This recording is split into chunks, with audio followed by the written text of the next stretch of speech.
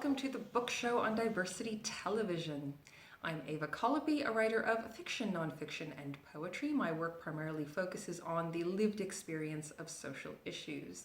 We are in Ireland, the land of literature, higher education, and debate. So today I'm going to talk about our focus on the West. We in the West, we focus on the West. This is limiting.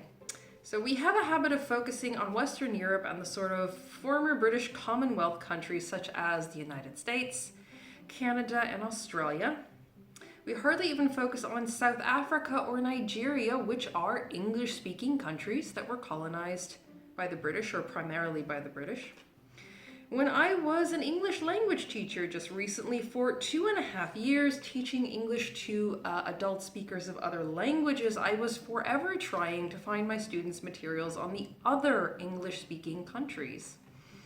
For example, maybe a speech by Chimamanda Adichie or anything like that, something from Nigeria, something from South Africa, some Canadian TV shows, something to show them the rest of the English-speaking world.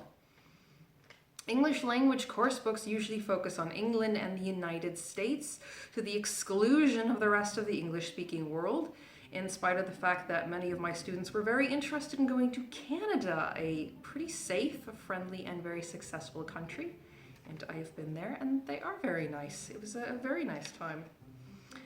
So today I'm going to talk about a book called The Rise of the BRICS. The Geopolitics of South-South Relations by Pádraig Carmody. That, by the way, is the Irish for Patrick. Because, of course, when the English were here in Ireland, they anglicized everything and forced my ancestors to stop speaking the native Irish language.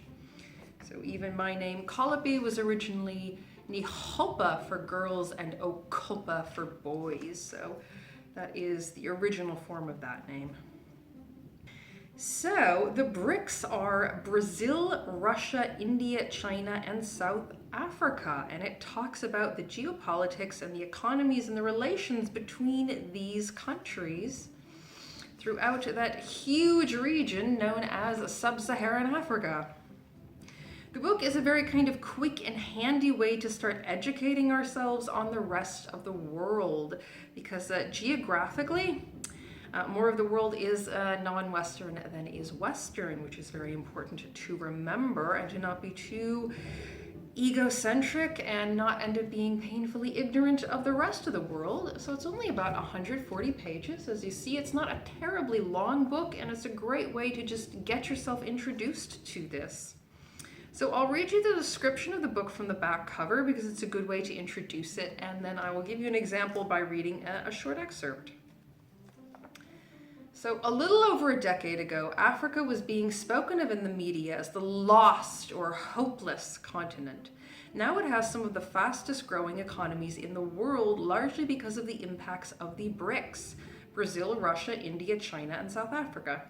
In the first book, to be written about the BRICS as a collective phenomenon, Pádraig Carmody reveals how their engagement with Africa, both individually and collectively, generates both new inequalities and potential for development.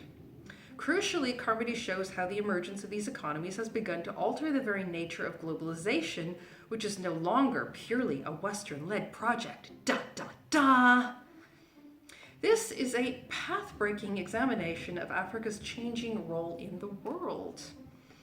And actually, in more recent times, I have seen some of the programs. This is from 2013. Just in the past year, I've seen some of the programs called In Business Africa through, I believe, the BBC. And it's showing a lot of startups in Africa and a lot of the small businesses that are growing in Africa. So we in the West are going to need to, in a lot of ways, change our narrative about Sub-Saharan Africa, because a lot of it is becoming quite successful. So good for them. Because I just feel better when everyone's being successful. Not any one group more than any other. It's better when just have all the success spread around. So a short excerpt. In the 1960s and 1970s, some scholars wrote about the dependence of the Third World on the industrial countries. However, as energy resources have become more in demand and scarce, with the expansion of the global economy, a new type of reverse dependence or interdependence has emerged. While the search for new energy sources has been one of the primary drivers of increased Chinese, Indian, and Brazilian engagement in Africa, Russia is the world's biggest exporter of energy. The country has more than a third of the world's proven gas reserves and almost 5% of its oil, and in some years exports more than Saudi Arabia. Consequently, its re-engagement with the continent has been much more limited than that of the other members of the BRICS group. For example, Russo-African trade peaked at USD 7.3 billion in 2008, a small fraction of China's trade with the continent. Furthermore, while Russia's imports from Africa have been growing at a compound annual rate of 19% for the last decade or so, the continent still accounts for only 1% of Russia's global trade and about 4% of the stock of Russian overseas foreign direct investment.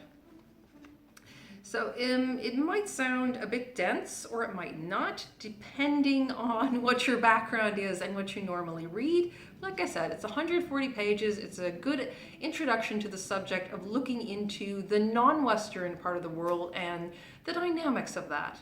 And though it doesn't seem to cover it in this book, it's something to think about then how that affects us in the West, how it affects our position in the world. Are we going to continue to be more kind of the big authority figure, or are we going to have a more equal relationship with these other countries and these other regions? So something to think about, and a good introduction into the subject. So I seriously hope that you'll consider reading this book and empowering yourself with education. So thank you for watching The Book Show on Diversity Television. I'm Ava Collopy here in Ireland, and I hope that you will join us again next time for more books and opinions. And to all of our viewers out there, I hope you find what you're looking for.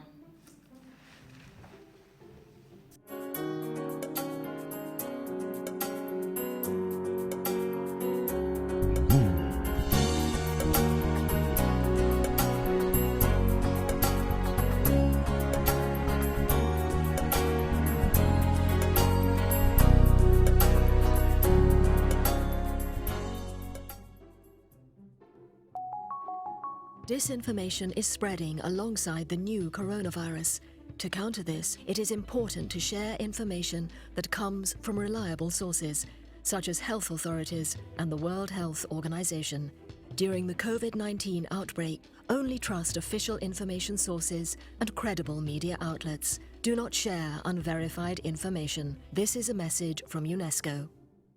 For more information about the book show and all of our other programs, please visit our website at diversitytvireland.com.